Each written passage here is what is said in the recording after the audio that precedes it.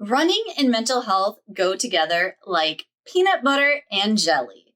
I bet if I asked 100 runners how many of them use running to help with mental health, like 95% of them would be like, me.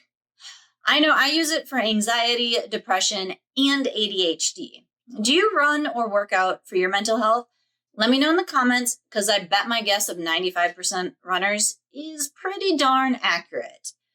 October happens to be Emotional Wellness Awareness Month, and I thought we could celebrate and become more aware of our own emotional wellness if we talked about running, reading, and mental health. I looked through all of the books I have read over the years and picked out my top 3 books on running and mental health. I could have picked out a ton more, but I need parameters sometimes. Presented in no particular order, my top 3 books on running and mental health.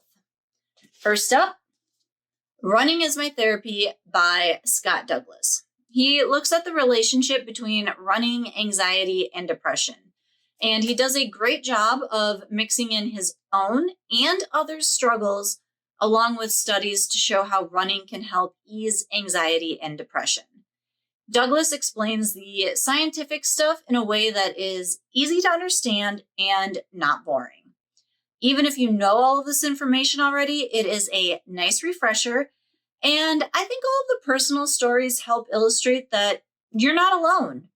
Running cannot heal anxiety, depression, or other mental health issues, but in conjunction with other treatments can definitely help.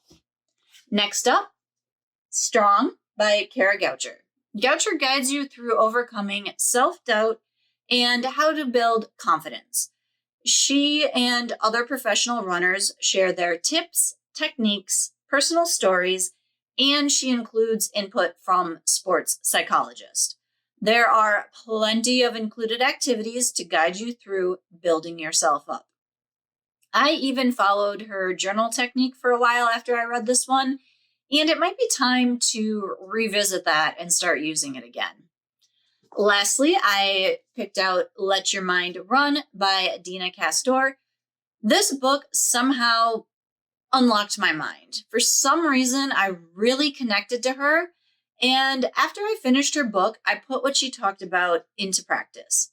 I would recommend this book to anyone, not just runners. It is her memoir, but it seems so much more than that, almost like a roadmap for others to follow. I often found myself having to stop reading because I was so emotionally drawn into her story. I had tears of joy when she had a victory, and I felt the pain with every setback she had. I felt like I was with her the entire time. It might be time for me to revisit all of these books.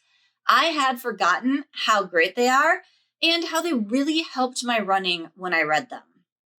Let me know what your top books on mental health are because I would love to check them out. I would love if you shared this video with someone who would enjoy it, and I'd really appreciate it if you liked this video, go ahead and give it a thumbs up and hit that subscribe button. Until next time, I hope your running and coffee are strong.